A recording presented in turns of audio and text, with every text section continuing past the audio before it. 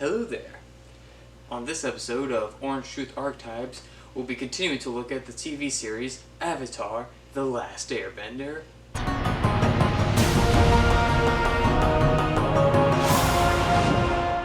And on this episode, I'll be talking about the waterbending master, the fighter, and the healer, Katara of the Southern Water Tribe. I'll be looking at her personality and character traits, and based entirely on my more or less completely unqualified opinion, assigning her specific archetype. Let's get started.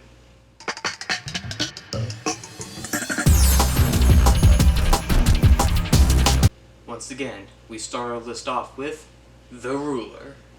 This will be an interesting archetype for someone from the Water Tribe. You see, waterbending and the tribes that practice it is all about change and adjusting to your environment. However, the tribes also have a strong sense of tradition and follow norms such as not letting female waterbenders learn to fight in the Northern Water Tribe.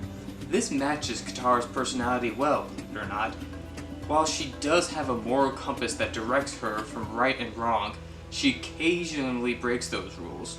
For example, she was okay with stealing the waterbending scroll from the pirates and justified her actions. The scroll! First, what did you learn? Stealing is wrong. Unless it's from pirates. She's also confident and has a desire to become a formidable fighter, which she eventually achieves. But being a waterbender, she's all about having to adjust and make changes.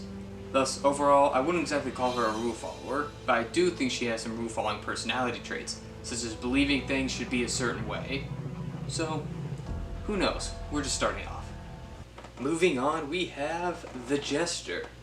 Like water, the Jester is all about going with the flow, and Katara's personality is pretty adjustable to certain situations. She knows that while she does sometimes need to take charge, she also can play a more supportive role. While she doesn't necessarily have a desire to be in the spotlight, she's confident with herself and coming up with clever ideas. She's also optimistic and overall hopeful. We cannot give up hope, for hope is all we have, and we must never relinquish it, even to our dying breath. However, while she is very adaptable, I question to what extent she's willing to look at things from other people's point of view. She often gets into arguments with Toph over what is right and wrong, and even though she trusted Zuko at first, she was very unforgiving after he betrayed her and the rest of the group. So while she does eventually grow to understanding others, it's very gradual, and she often tries to get others to change to her ways first because she thinks they're correct. Thus, I think we should keep looking for a better fit. So perhaps this one will do a little better. The Everyman archetype. Now, the Everyman wants to really be a part of a specific family or group. And since Katara lost her mother at a young age and her father went off to war, she was pretty keen on forming Team Avatar and creating a group to be a part of. Plus, she values the little things in life. One of her most valued possessions are simply her mother's necklace.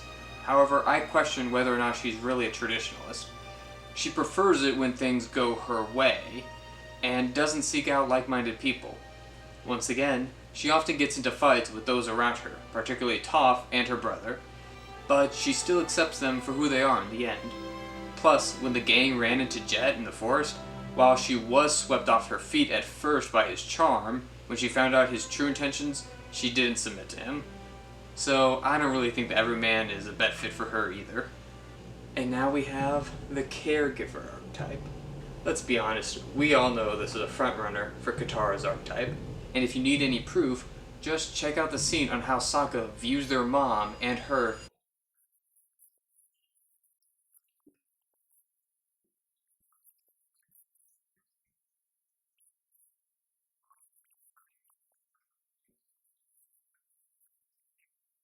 Katara has a strong drive to care for others, and is definitely willing to break the rules if it benefits them.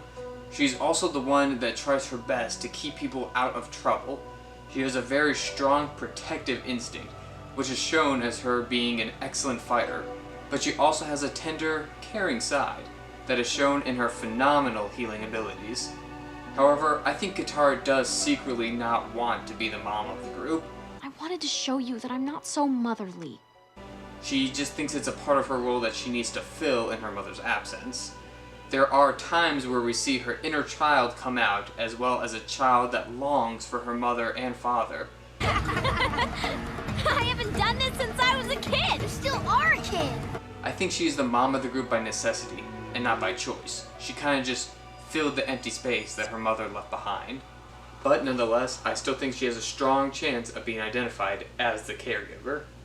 And now we arrive at the hero archetype. Now I think this could be a good fit for our favorite waterbender. She has a naturally optimistic attitude and isn't afraid to take a break and relax.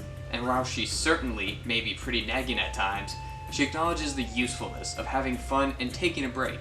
Plus, I think Katara gets the source of her strength from helping others. She becomes incredibly strong when her friends are in need, and the nature of a waterbender is to act quickly, a trait that the hero archetype possesses. She also is always ready to fight when under attack. Plus, she can be pretty stubborn and straightforward.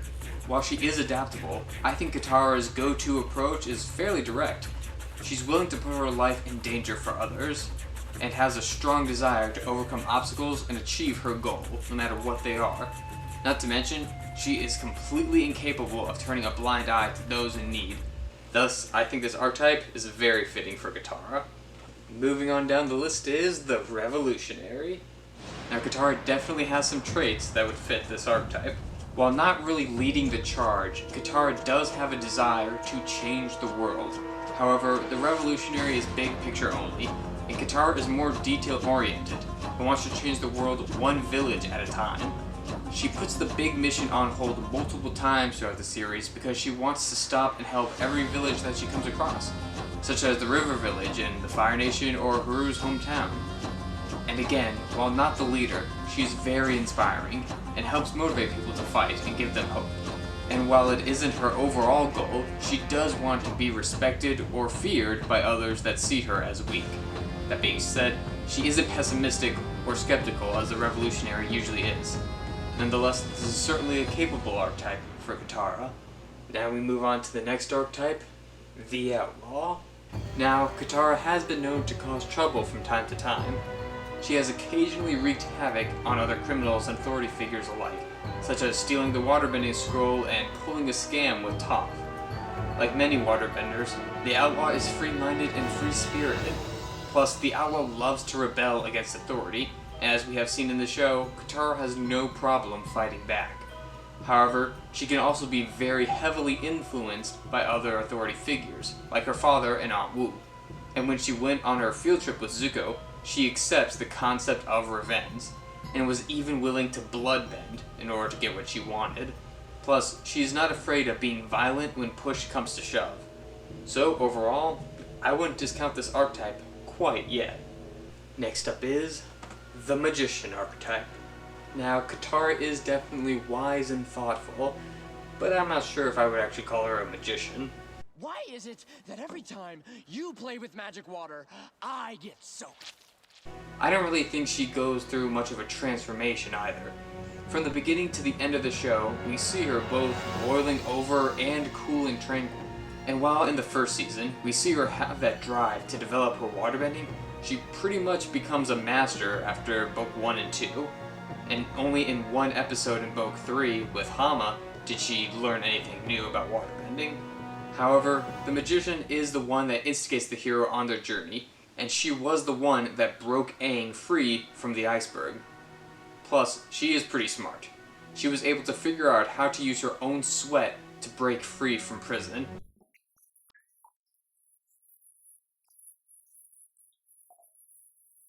And figured out how to bloodbend very quickly. She's a quick study and willing to learn whether it's fighting or healing. So, is Katara a magician? It's certainly possible. Then there is the Sage archetype. Now, Katara does have many sage-like traits. For starters, she's really focused on applying what she knows to the real world, particularly her fighting and healing abilities. She gives a lot of good advice to Aang when he's down, and tries to be the voice of reason when things get out of control, like in the desert. However, I don't know if others see her in the same way. For instance, Aang didn't automatically call her Sifu Katara as he did with Toph. Probably because they originally studied under the same teacher, Master Pakku. Toph sees her as nagging, and Sokka, being the older brother, probably thinks he's the smarter of the two. And like I said earlier, Katara still learns even a little bit when she meets Hama in the Fire Nation. She certainly offers a guiding hand in helping others achieve their goal, but she also tries to achieve her own. Thus, I wouldn't bet my money on this archetype, but who knows? Moving on, we have the Innocent archetype. Now, Katara is certainly a very strong woman that's been through a lot, but let's take a closer look. She is occasionally portrayed as a damsel in distress, such as when Aang was trying to be forced to enter the Avatar state. Plus, she is also an optimist that always sees the good in people. She was the first to trust Zuko, and did eventually come around to trusting him again, even though it took a while. However, she also experienced a great deal in her lifetime. After the loss of her mother, she had to grow up fast, and kind of had to abandon her childhood. And again, while she isn't the oldest of the group, she is often portrayed as the more mature one. So, yeah, maybe the Innocent isn't a good fit for her either. Just about done, so stick with me. The Creator archetype. Now, the Creator isn't just about creating new things. They're also very much about being useful. Whether it is for order or chaos, they want their creations to be utilized by others.